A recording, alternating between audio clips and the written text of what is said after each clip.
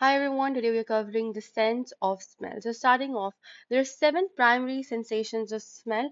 First, you have camphoraceous, smell like camphor, then musky smell, then there's a floral smell, you have pepperminty smell, ethereal smell, pungent smell, and then putrid smell. So pungent, putrid, and pepperminty, these you can remember easily.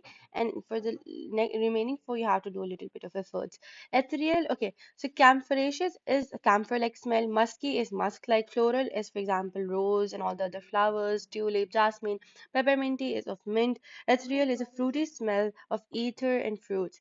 Pungent is a very, it's a very sharp smell of vinegar, any other thing. Putrid is of rotten eggs. It's a very bad smell. So these classifications are based on Henning's odor prism and is commonly asked question in the physiology exam. So you need to know that. Now moving forward, the next question would be describe the physiological anatomy and location of the olfactory membrane. And so this is the olfactory membrane and the olfactory bulb. And you can see this is the olfactory membrane. This is the olfactory bulb. Olfactory membrane, if you can pay focus, this is an olfactory cell, which is a bipolar cell, right? It's a bipolar cell, olfactory cell, bipolar nerve cell. After olfactory cell, you can also see the interstitial cells right here. These interstitial cells are sustentacular cells. Then you can see the Bowman's gland. So these are a few things you have to mention. Here you can see the mucus layer, and these are the olfactory cilia that recept the smell. Then in this olfactory bulb, you can notice that there's a glomerulus, mitral cells, and then they all converge and form the olfactory tract. Beneath the brain, you can see this is the olfactory nerve and olfactory tract, right? So this is basically right here. If you notice, this is the nose, this is the cribriform plate. Above the cribriform plate, you'll find the olfactory bulb. And yeah, and if they ask you what is the mechanism by which the mechanism by which the information or the sense of smell is passed on to the olfactory bulb, so that would be of the GPCR, which is G coupled protein receptor, G protein coupled receptor, G protein coupled receptor, GPCR. Right. So the question is describe the physiological anatomy and location of olfactory membrane. So olfactory membrane is a specialized sensory epithelium responsible for the sense of smell. It's a specialized sensory epithelium which is responsible for the sense of smell. It consists of two main layers. One is olfactory epithelium and the other is lamina propria. Olfactory epithelium is a pseudo-stratified columnar epithelium and it contains olfactory receptor cells which are bipolar neurons, I've already told you, and they have apical and it bears olfactory cilia, non-motile that project into mucus. So this is the apical surface that projects into the mucus, right? It is non-motile, and basal end forms axons, olfactory nerve fibers, and the basal end forms. This is the basal end. It forms the nerve fibers, right? Axons of the nerve fibers. So apical end bears olfactory cilia, non-motile that project into the mucus. Basal end forms axons, olfactory nerve fibers. So olfactory nerve fibers and cilia here. So apical and cilia, and here olfactory nerve fibers is something you need to know. And what is this? Olfactory cell, which is a bipolar neuron. Then you have sporting sustentacular cells, which provide mechanical and metabolic support. Then we're going to talk about the very important basal cells. These act as stem cells and they replace olfactory receptor cells. We even had these in our taste buds. Basal cells, then Bowman's gland, which secretes mucus and it dissolves the odorant molecule and washes the epithelium. So its function is to release mucus that will wash away all the um, like we had. It was necessary for us to remove the taste and stimulus.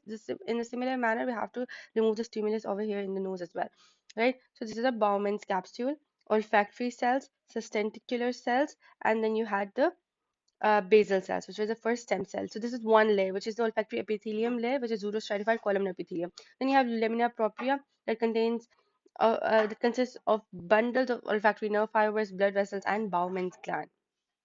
What is the location of olfactory membrane? It is located in the upper part of the nasal cavity, specifically the roof of the nasal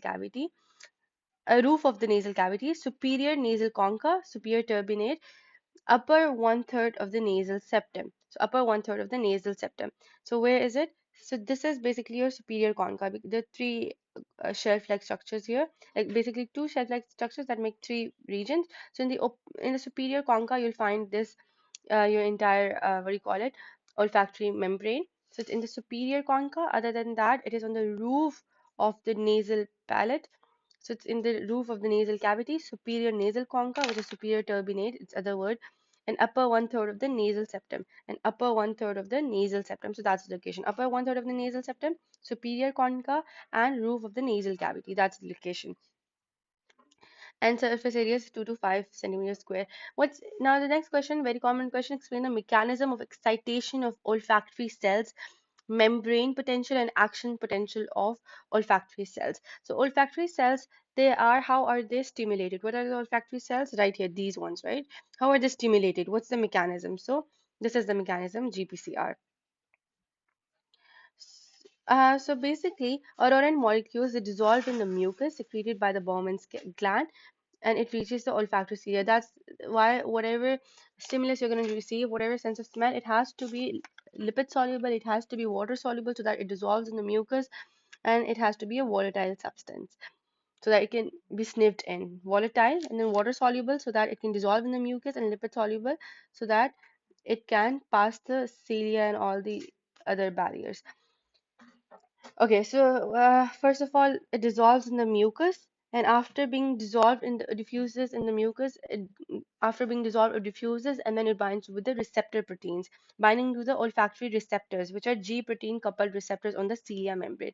So here you'll see the cilia. So there it has GPCR receptors. It will bind to them. So after mucus diffusion, it will bind to the GPCR, and GPCR. Then the entire thing will happen that uh, the G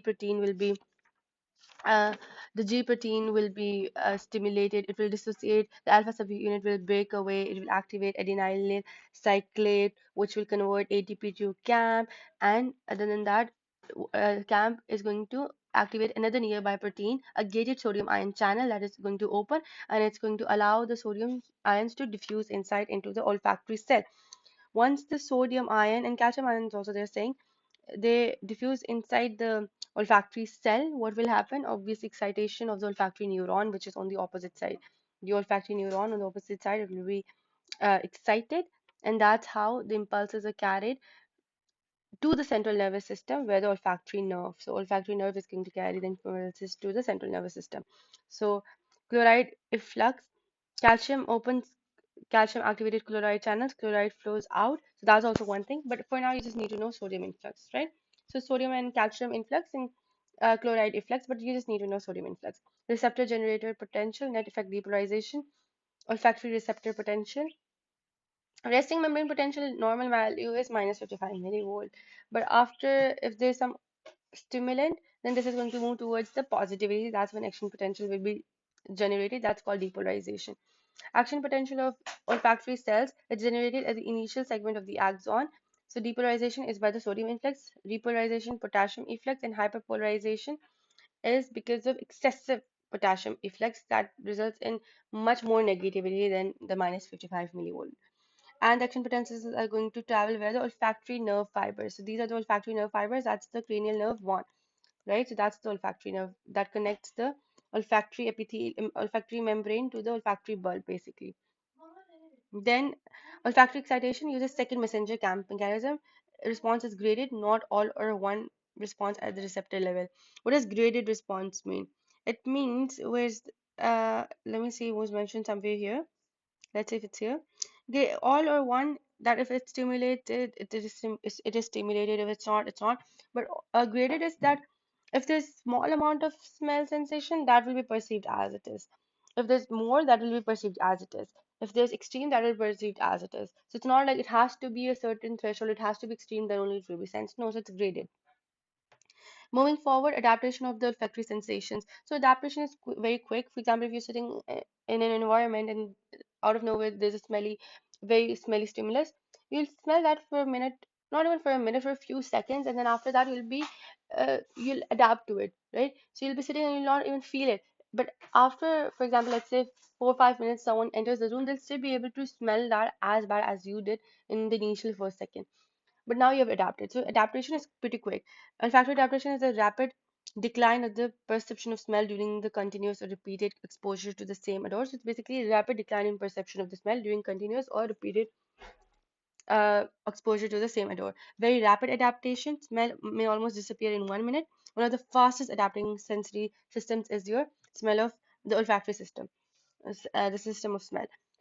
So the mechanism is calcium influx, inhibition of adenylate, calcium influx during stimulation.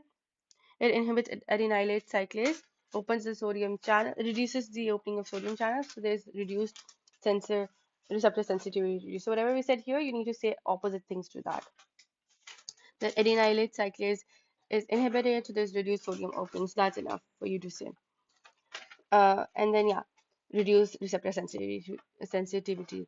Central neural mechanisms, inhibitory interneurons, reduce synaptic transmission, higher brain centers, stress perception. Okay, that's a lot. You do not need to know that much detail. Now we have to discuss the transmission of smell signals in the CNS. First order neurons, olfactory receptor cells, right? The bipolar neurons. From there, which is in the cribriform plate of ethmoid, and they end in the olfactory bulb, right? So the first layer is the olfactory receptor cells, and then which is the epithelial layer, and then ultimately into the olfactory bulb. From olfactory bulb, the synapse in the glomeruli. You have mitral cells and tufted cells, right? So glomeruli, mitral and tufted cells, and from that's the second order neuron, and from there it will eventually go into the olfactory tract where the olfactory nerve, not the olfactory nerve, sorry, olfactory nerve is here, but it will eventually go into the olfactory tract. So first order, second order, third order, the olfactory tract. First order is the olfactory receptor cell, second olfactory bulb, and third is olfactory tract. Sorry. And then it eventually goes to the primary olfactory area, olfactory cortex. And then the higher centers, amygdala, hypothalamus, and orbitofrontal cortex. So yes, that's pretty much it.